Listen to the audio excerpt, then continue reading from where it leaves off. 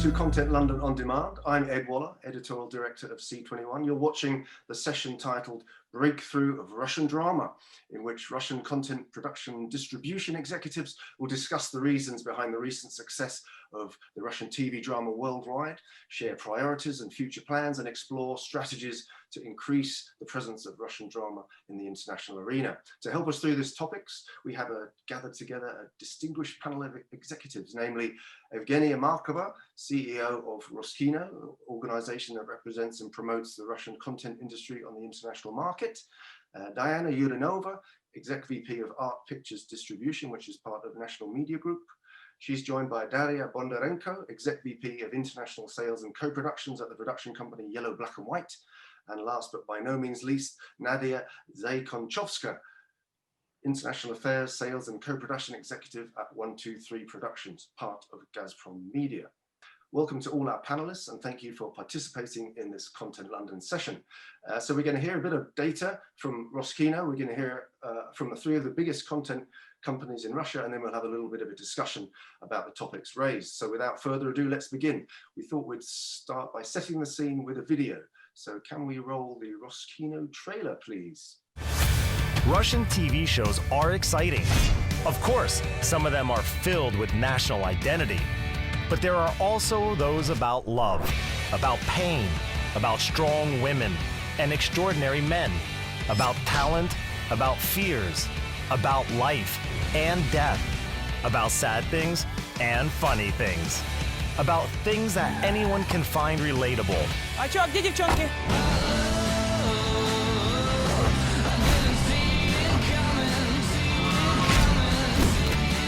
We have something to offer everyone. Thank you for that trailer, Evgenia. Maybe you can start by telling us a little bit about the boom in Russian content exports in recent years. And I think you have a few slides to show us. Yeah, thank you very much, Ed. So we wanted to show a little trailer just to showcase you slightly the way of the quality of Russian production, which has really developed in the recent years, the quantity of content which Russia now currently has to offer, as well as the diversity of the content which the country is producing. And yes, I wanted to show you some slides which are related not only to series production and export, but also to the films and in general the industry, just to give you a feeling how Russia is developing in the recent years, what are the trends, and then our other participants will share on specific projects and specific cases to make the discussion more complete. Last but not least, we'll start from the Russian market also to understand the amount of projects which are produced annually. And it's important to know that it's produced usually more than 170 films. It was the result of the 2019.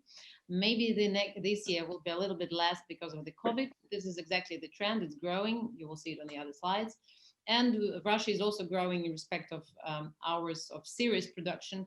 So last year it was more than 3,500 of premiere series per year, which is quite a nice number. Within the country, we see that the box office is growing, the revenue is growing and multiplied within the recent years by 1.5 times. Speaking about Russia on the global map, and if we talk about the markets which Russia is very well present at the moment, this is the list which you can see. These are just the main markets, but there are actually much more. In the recent years, Russian content, actually you can say that in the last 3-4 years, the presence of the Russian content has grown dramatically, and now the Russian content is sold more than to 140, 150 countries. Definitely depends on the segment. So for instance, animation is very well present, films also, but series, and we'll talk about this today, are also our new segment, which we're incredibly proud of. If we talk about Russian box office, we see that films which are produced by Russian talents were really having great growth in cinemas, which gives us a confirmation of the fact that Russian content wins hearts of local viewers all around the globe. Yes, if I go to the trend, we see that the amount of projects are both growing internally on the Russian market, but also it's exported more and more. Those are the numbers, by the way, of film industry. We are not talking about the series at the moment.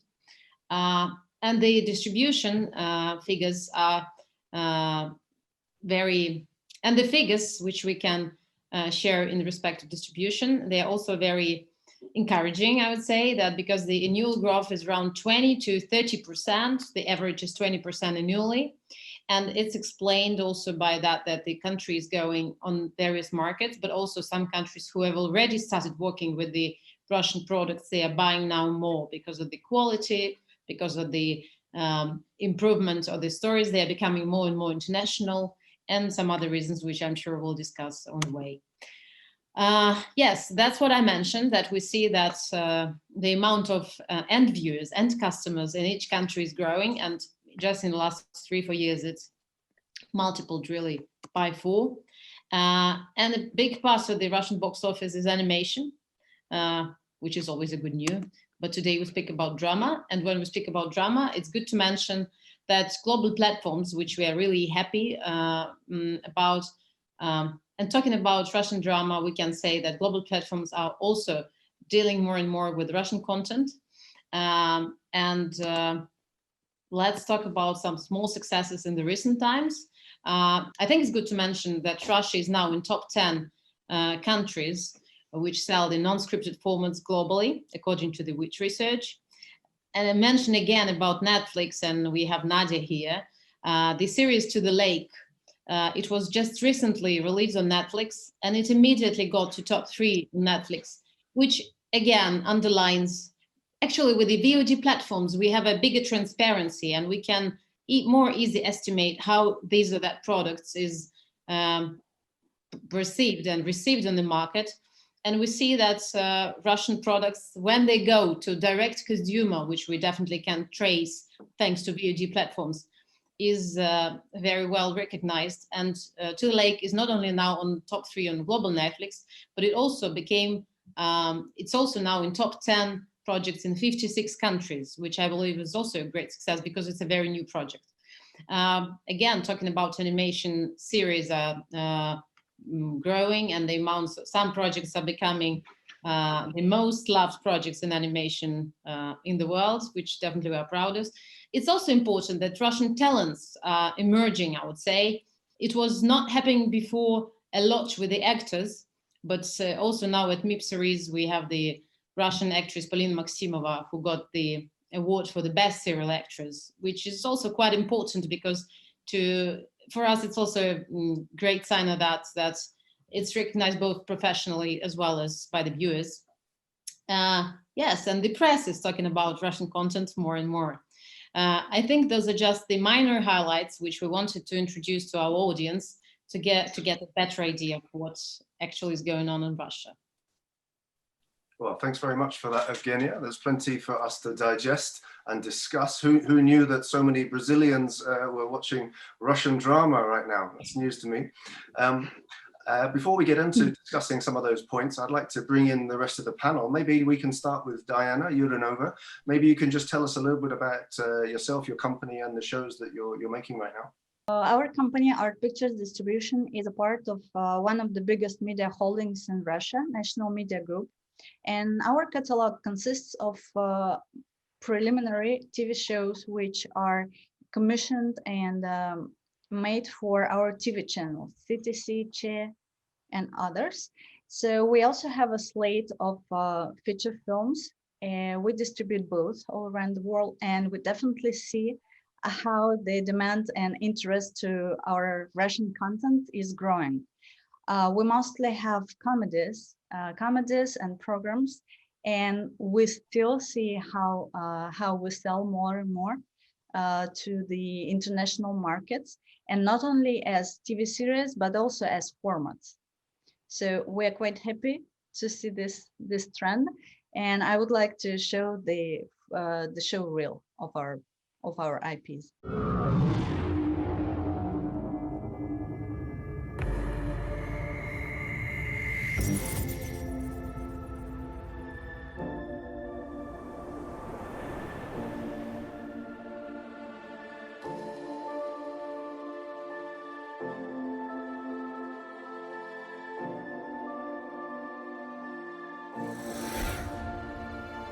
Save me, you should never break me.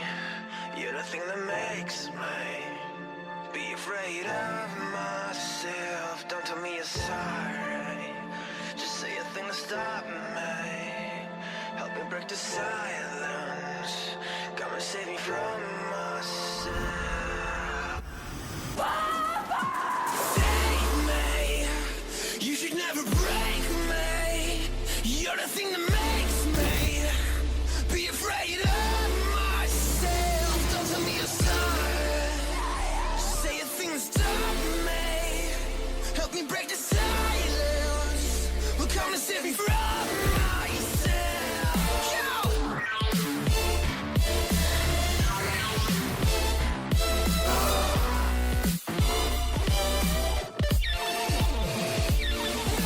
Save me. You should never break me. You're the thing that makes me be afraid of myself. Don't tell me you're sorry. Say a thing to stop me. Help me break the silence. Come and save me from myself. Don't save me.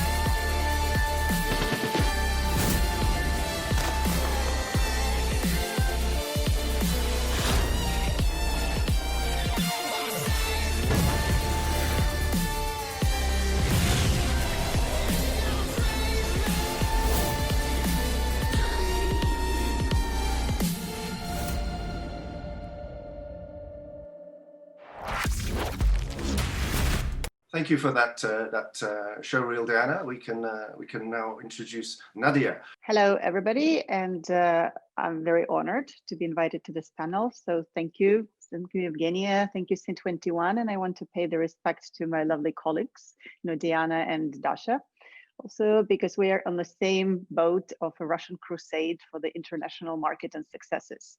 So 123 Production is a company that was founded in 2018, is part under the umbrella of Gazprom Media Group, one of the leading groups of the Russian media.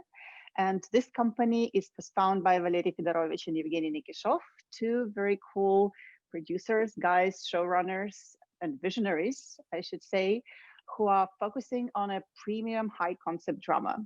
So we are dealing with both director-driven and commercial genre titles on a wide variety of genre, but obviously being run by two guys, we're kind of male skewed a little bit in the kind of product that we present. So we're very strong in crime drama, noir, mystic, but we also deal with comedy, of course. In our case, that would be a dark comedy. And we had a few of actual international successes this year, but I'm sure we're going to talk more about this in a further Q&A. It will be more interesting to go case by case. Our titles are recently and last year had been won the prizes at international festivals, both in series and the feature films. And I'm looking forward to discuss the prospects of Russian breakthrough.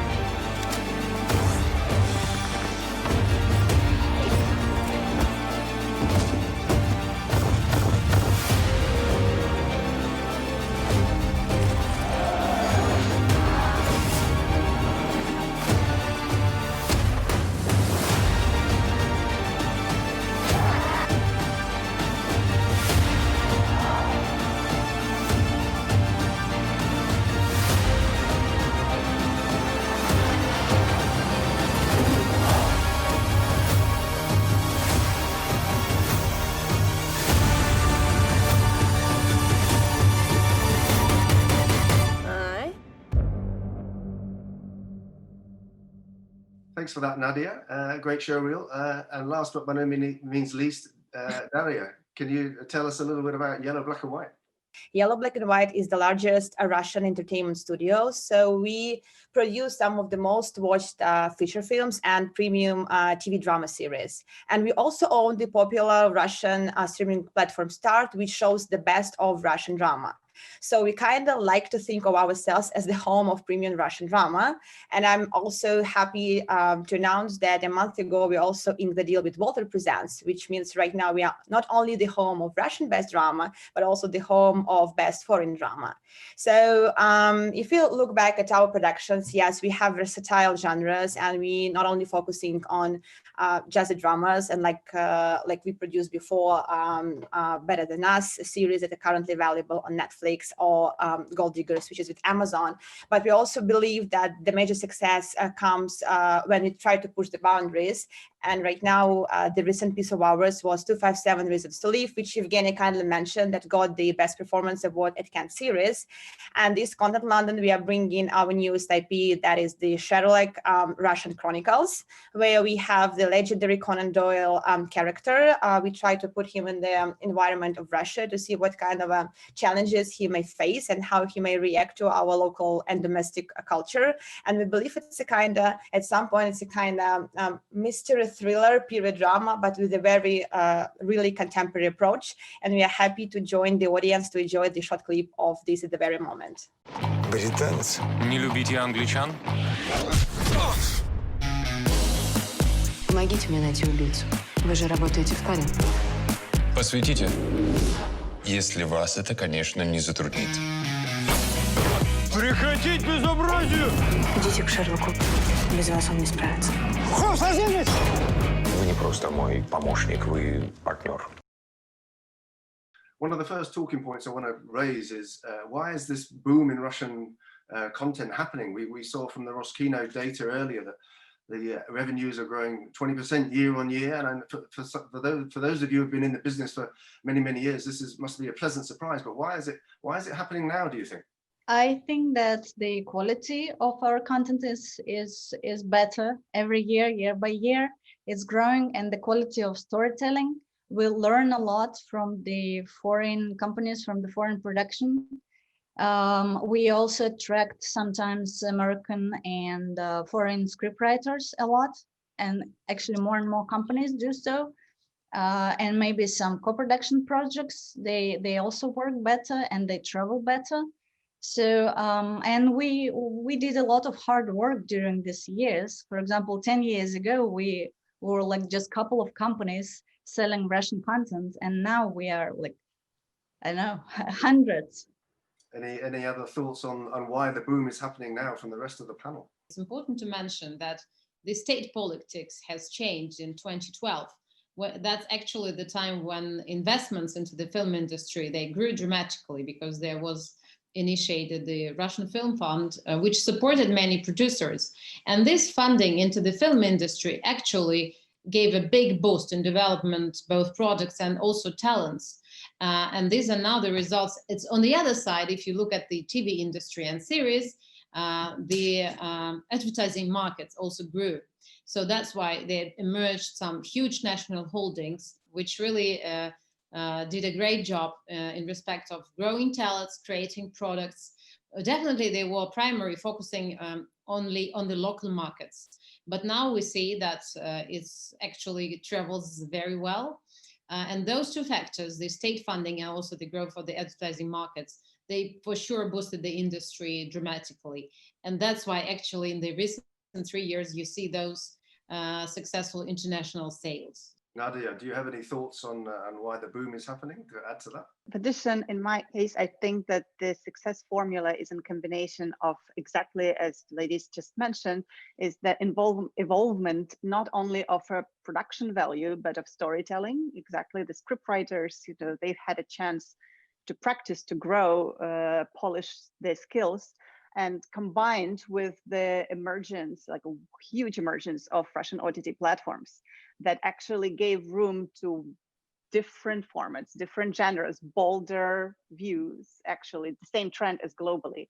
And last but not the least is combination with the bravery of international buyers who were observing us again, just as Diana said, it was a hard work through the years. So people tried, tested, bought a little bit, one by one title. At some point, just the ice cracked because the big players like Netflix, for example, commissioned To the Lake. They've put a very brave bet and it worked. You know, it went up to top 10 in 60 plus countries actually in the first 2 weeks. So it really paid them off, and it gave the reason and the reference for the other buyers actually to look at our production more carefully and more in detail, and to talk again, not only acquisition wise, but co-production, you know, global commissioning wise. And I think that right now this is the key to success. If you look at the angle of the competition, I think it's sometimes the competition really drives the good things together, and we really see and we spot the boom of Russian drama. And I also think that the major key to success is that Russians the major company will never compromise on the quality. And so Russia is a rich country with a huge background and like fascinating heritage. So you can feel different stories here, like adult young comedy drama, or you can do a sci-fi TV series, like we also did the Netflix original Better Than Us, and which was a huge hit for them, like 2 years ago, and lots of opportunities and lots of many talents coming from Russia. And I think that's kind of, with all the work together, with all my colleagues together, we really drive this success, and we really drives the attention towards Russia. And it's a good thing to spot and to witness all together. I was looking at the data that you presented, Evgenia, and I was very interested in the countries that are the top buyers of Russian content. You know, China, South Korea, Mexico, Turkey, Serbia, Brazil, Colombia. I'm very interested in the panel's thoughts as to why those countries are such keen viewers and consumers of Russian content. Evgenia? Well, you know, I think it's, if I listen to that, what Daria says, that there are all different types of content, basically you can for sure not say that what we sell to China is equal to what we sell in LATAM. It's actually absolutely different genres. For instance, in China, our Russian war films and series are quite popular. Meanwhile, in LATAM, it's about more horror, sci-fi, and others. So I think the market at the moment has produced a big amount of products of various types, which travels according to the interests and taste of local audience to different countries. Well, I guess it's also a combination of, from one side, the relevance. Again, maybe from emotional point of view, LATAM, again, is closer to Slavic soul and perception. And on the other hand, actually, it can be something, a curiosity for something unknown. You know, people who actually have a completely different mentality, but all of a sudden they're interested to see something different from what they're being fed from their own market in a good way.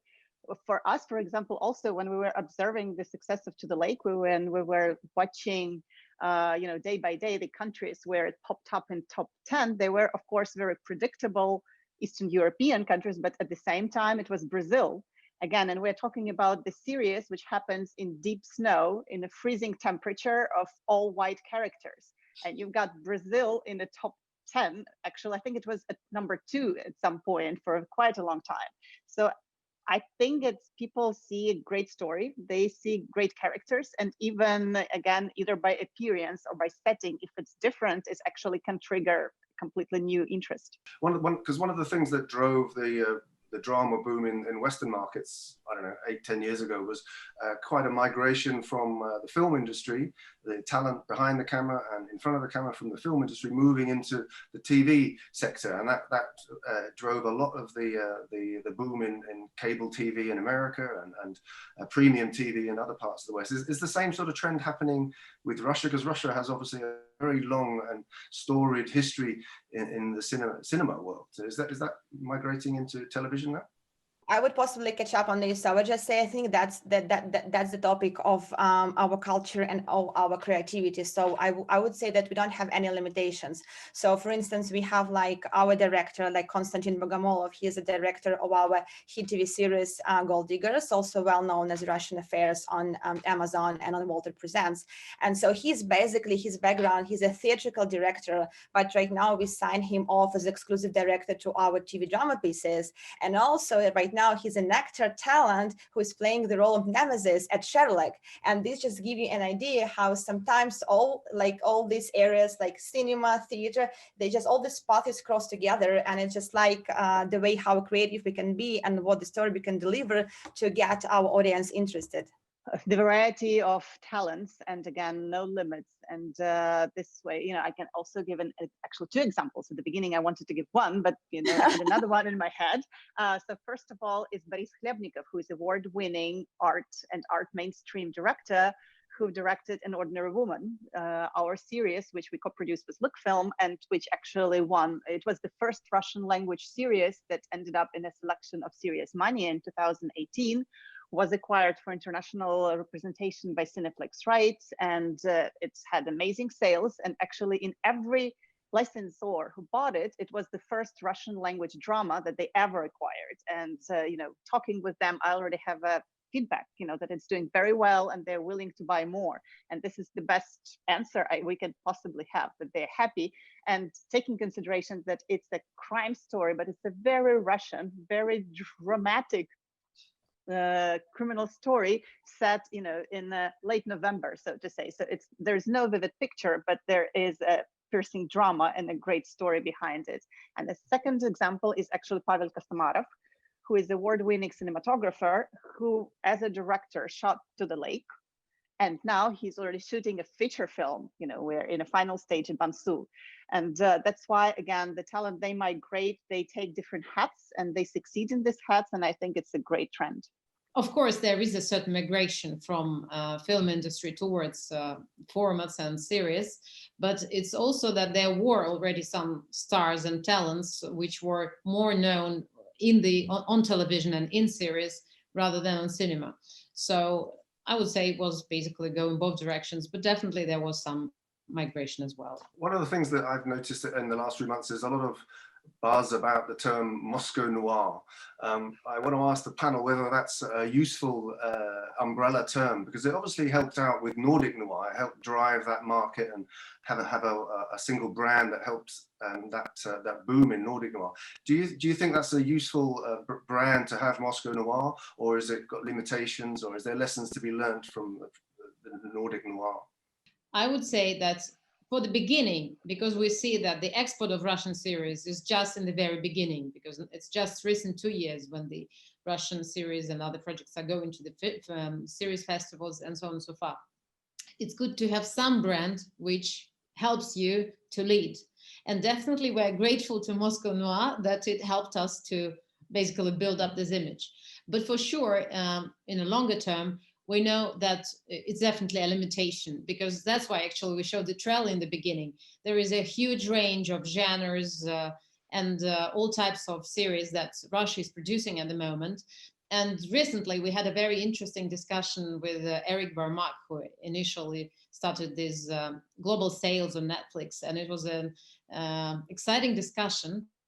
And his guess was that Russia could be very successful in sci-fi, for instance. And we also see this trend, or maybe horrors. We see that the film Sputnik, for instance, became #1 in iTunes. So Moscow Noir genre and brand is good for the beginning, but we definitely are going to expand and grow beyond. Totally agree. That's kind of Moscow Noir is a flattering label, but it really doesn't reflect all the genres and all the shows, because right now we are much more than that. Maybe we started first with all this like crime, action, drama series, but we also see a huge tendency towards young adults TV series, and that's something right now is on the high demand. And like I think that's why like 257 Reasons to Live also got this Best Performance Award with Cannes series. And like I've been talking to other streamers from all over the world, and they are really also in hunt for this kind of a series in particular. As I've mentioned, we're a little bit male skewed, and since Valeria and Evgenia are also the general producer and the CEO of TV3, which is a mystic noir channel, of course, we do have this kind of genre, not as a priority, but it's very natural that we exceed there. And I think that if there is something that we do well, why not, again, to follow this path? But, and again, next week there is, and again, it's recently was a premiere of The Dead Mountain, The Dyatlov Pass, which is an ultimate, actually, Soviet-style noir. And hopefully that will be like a benchmark, for the future for that. But we're not limiting ourselves. Again, we've done The Blackout, which has been distributed by Central Partnership, which is a 100% sci-fi post-apocalyptic movie and series. And it's been sold to over 90 territories. And that's why I think, again, if there is something that works, why not? But as soon as we perfect that, we're willing to go further, of course, like to different genres. I want to ask about distribution strategy a little bit now. Obviously, there's different ways of reaching the international market. You can distribute directly yourself to all those different broadcasters and platforms around the world. You can go via a third-party distribution company like Cineflix or Beta. I think you've all had arrangements with those guys. Or you can just do one deal for a global platform like Netflix, Amazon, or one of the others. I just want to hear from the panel about how you decide what the best distribution strategy is and what works best in certain conditions. And maybe Daria, you can tell us. I think you've had dealings with third-party distribution companies. Like, I would say there's like the different approaches, and it's pretty much dependent on the IP and the content you are currently working on. So for instance, like with some of our like dramas where we believe the most potential comes from the finished tape, like again, like Gold Diggers, Better Than Us, we try to look around for the global streamers to pick up the rights. But say with the titles that have the strong potential as a format, like 257 Reasons, like Hope, our brand new action drama, we believe that there is like some powers which come from the collaboration with the distributor, and that's how we ended up with Better Film. And we believe like we really trust in Better Powers as well, and the way that they promote and get the recognitions toward the show. But I wouldn't say that it's one equal approach to every single IP. It's just like about just sit, think, and then you just like develop the strategy. Nadiia, you've worked with a variety of different distribution companies. What are your thoughts on this topic? Well, that was something when I was actually joining the company, that was the decision that we've made together with the producers again. And it came from the idea is that we want to stay compact, boutique and family style, company. That's why we didn't want to overgrow. And in order to service our clients well, and this is our ultimate goal, actually, not to only have a very glamorous handshake for the deal, but to service it through all of the stages very, very well, and to keep either the platform or a channel or a distributor happy. And it's a lot of work. The girls know, of course, about it, that it's a daily work, hand in hand with your partner, whoever it is. Is it B2B or like double B2B kind of in a way? That's why we decided to stay small group again, but very powerful group. And that was the strategy, to go either again, global streamer or distributor, both ways. With To the Lake, it was actually an interesting case that because initially, for example, one of the very powerful distributors passed on it for a certain reason, because distributor, again, they are a middle person in a way. They are extremely powerful driver of the market, of course, but again, they're not buying it to themselves. They have to resell it afterwards. And of course, they're taking risks for them. It's like a double trouble, of course. And when Netflix approached us with this, they've been very confident from, it was a super quick deal. Everybody was very happy. That's why I think that, yes, like for certain titles, we'll look, of course, like we have our priority strategy, which is confidential again. But I think with the To the Lake, it was great for everybody because it broke the ice in many cases and set the stage for further deals. So in this particular deal, it was not only the number, it was the fact that it became Netflix original, the status that we really wanted, and that's really brought the spotlight, on this product, and it performed well and opened many doors. So furthermore, again, we're trying to build as close relationship as global streamers, again, because we are not able to handle multiple deals, and we don't want to, we want to build very close relationship with the strong group of partners. And also one note to say that right now in our new normal surrounding, the market changes so fast that hopefully distributors are going to catch up with this again. And I feel at certain occasions that they have this, they feel the risk, like they feel sometimes doubt. And the global streamers can actually be next year the driving force of acquisitions, because they want global markets, they want new ideas, new products. And I think that next year that will be our main focus. Yes, so we are definitely trying to sell more directly, and we have some established relationships in some countries, but it's always case by case, depending on the expectations on each particular project. And also it depends on the territories a lot. There are some special territories where it's really complicated to work directly. So we have to have an agent, as sales company in between us. So it's case by case always. I guess one of the factors or one of the strategies that will influence whether you go with a third-party distribution company or you'll do it yourself is whether or not you're moving into co-production. Now, that's a nice segue into the co-production subject. So I guess one of my questions is how important is co-production to the panel, and if there are any examples of Russian companies co-producing with the West. I guess the question is, what do they want from the co-production, and what do they put on the table for the co-production? Because obviously a lot of the viewers that are going to be watching this video, for instance, may be producers that might want to partner up with Russian companies. So if anyone has had any experience of co-production, maybe we could talk about that. Here, we do have experience with feature film co-production, but now since we're focusing on the series again, of course, we're extremely open. We do have big projects in our development lineup that are going to take off only, if we find the partners globally, 2 or 3, or again, depending on different strategy in each case. And we don't know which one is going to work actually next year. That's why we are talking.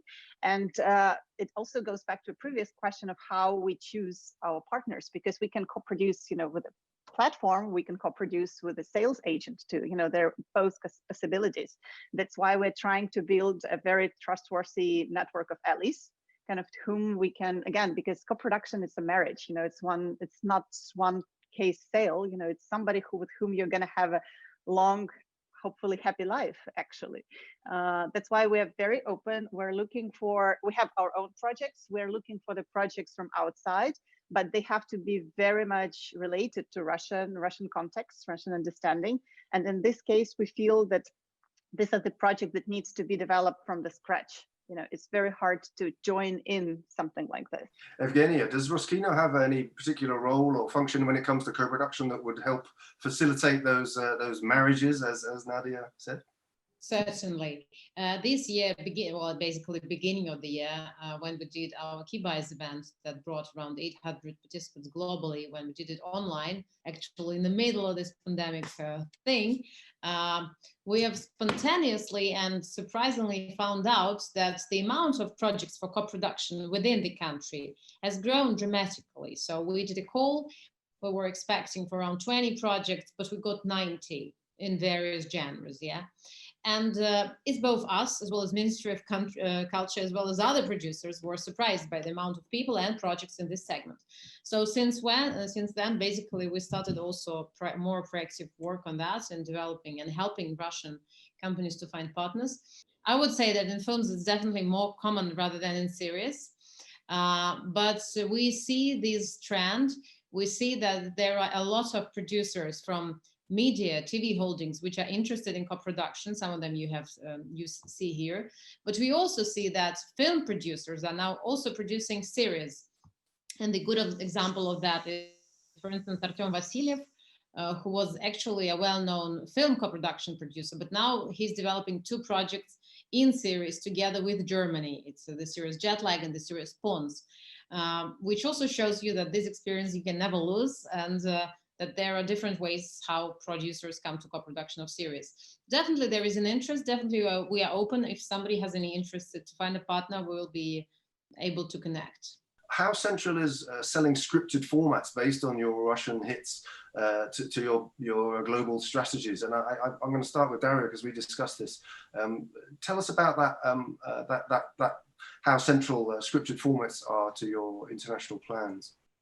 I mean, that's very central because for some of our IPs, we believe there are some really strong scripts that have a potential to travel, and we witness this huge interest coming from different markets. And like, firstly, it came from Europe, from Poland, from Czech Republic, but right now, like, we are talking more to Asia, to the United States, and I hope we would be able to announce few big deals in the next. Well, you know, with states, it takes a lot of time to sign, so I hope like in the next, like, I don't know, 6-7 month perspective would be able to announce something. But it's just like really curious to see that it's not just the TV series. We also have this title, Son of a Rich, and in Russia it's the biggest box office film of the Russian film of all the times. And right now we have an interest to this format, to this title as a format from pretty much like 15 countries. And like, we are finalizing some deals, and that's kind of a huge trend. And like, we are really pleased to be part of this kind of movement right now.